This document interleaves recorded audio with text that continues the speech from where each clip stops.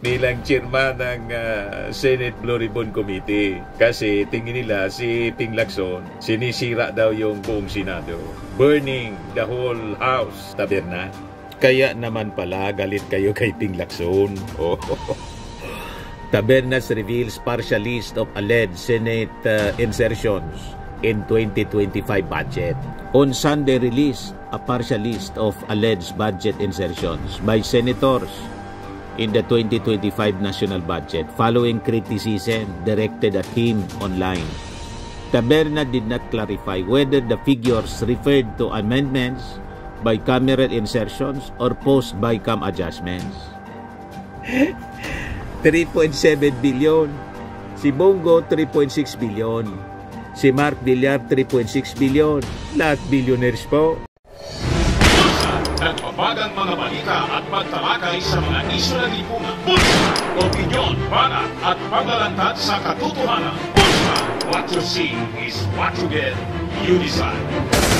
Ito po mga kababayan, si Dante Maravillas, Bicolano vlogger, broadcast journalist from Albay. O ito na po mga kababayan, yung mga senador na sabit sa insertions. Kaya pre-sure nila si Ping Lacson na mag-resign bilang chairman ng Senate Blue Ribbon Committee. Kasi tingin nila si Ping Lacson, sinisira daw yung buong Senado. Burning the whole house. Nang sabi ni Ping Lacson, mga kababayan, na almost all senators ng 19th Congress sabit po sa insertions. Kaya galit sila kay Ping Lacson.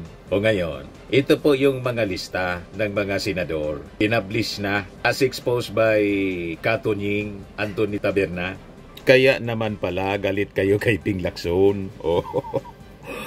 Tabernas reveals partial list of alleged Senate insertions in 2025 budget. Broadcaster Anthony Taberna sabi sa report ng Impact Leadership, on Sunday released a partial list of alleged budget insertions by senators in the 2025 national budget following criticism directed at him online.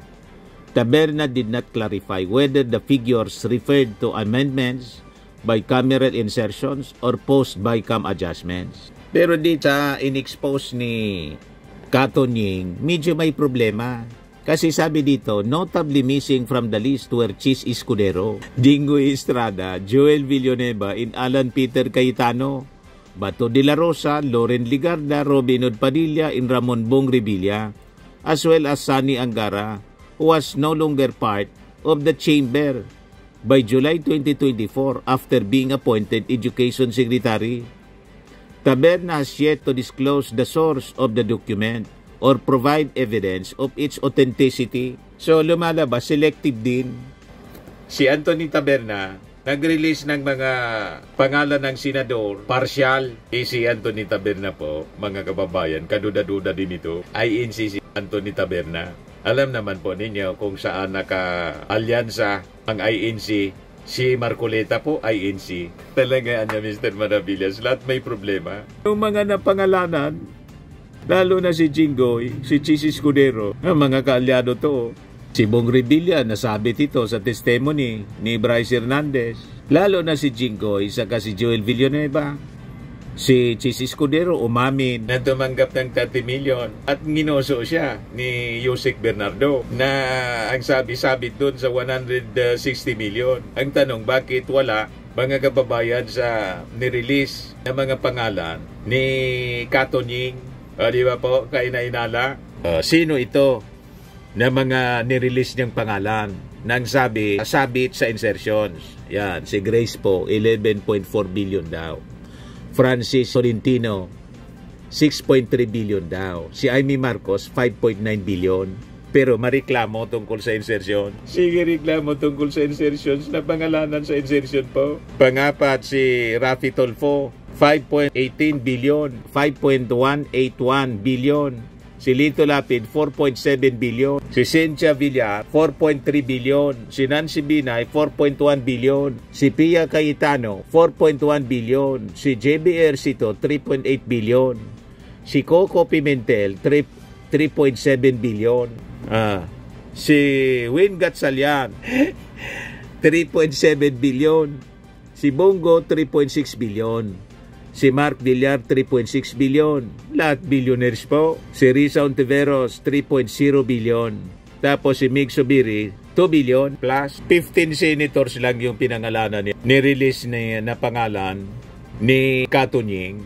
Pagkatapos, missing mga kababayan, yung mga tanyag na senador na sabit. Si Chisi Escudero, si Jingo Estrada, si Joel Villanueva, si Alan Peter Cayetano, ganun din.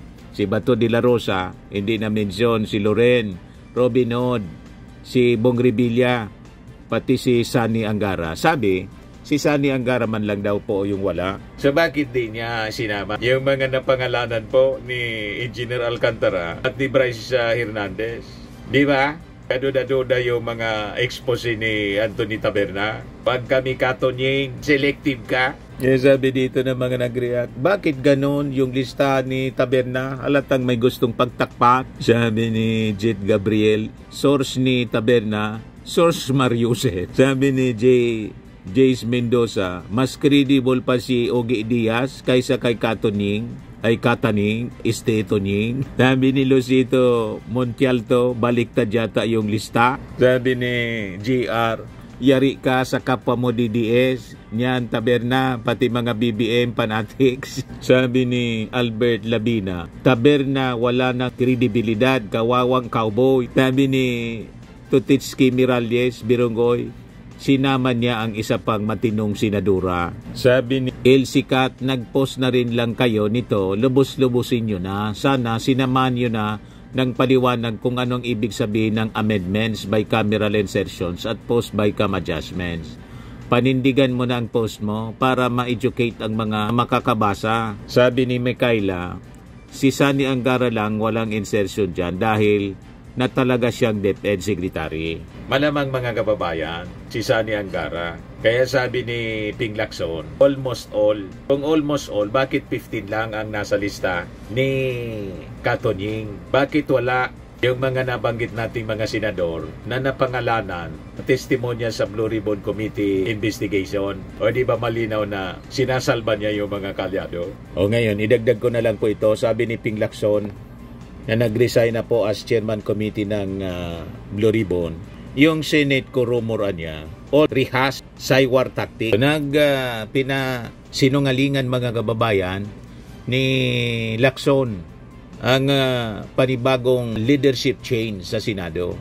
Hindi niya totoo. It's the same old rehas saywar tactic all over again, intended to confuse and sow intrigue among members ng majority. He was commenting on talk circulating that some senators are eyeing switch sides and support Senate Minority Leader Alan Peter Cayetano to become the next Senate President. Yan ang ambisyon niya, no? Ni Alan Peter Cayetano. Hindi man niya tinatago. Sabi nga niya, lahat man na niya gustong maging Senate President. Ang siguro niya ayaw, si Lito Lapid lang. Lahat ambisyoso po, mga kababayan. Firmax Firming and Lifting Cream, pinapahid po sa mga pulses in affected area. Mainam po sa paninigas ng mga kaso-kasuan. Ito naman po, Automax Radiant Serum. Sa mukha naman yung application, anti-aging po siya. You will look 10 years younger than your age. Sa mga cancer patients naman po, baka lang gusto ninyo itong itry. Neng siya red mixed fruit drink.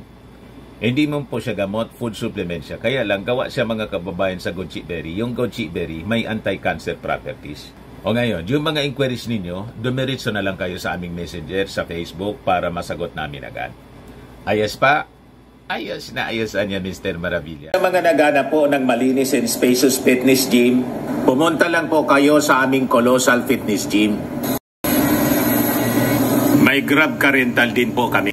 But anyway, ito po pala yung aming bagong product na binibenta online. I am worldwide amazing pure organic barley powdered drink mix from Australia. Negosyo to ng aking anak na architect entrepreneur Riz Maravillas. Ayan po. Kontakin na lang po ninyo siya, Riz Maravillas on Facebook. Ang mga health benefits niya, boost immunity, improves digestion, enhance energy levels, packed with antioxidants, prevent cancer. Ito naman po yung bago naming product na binibenta online.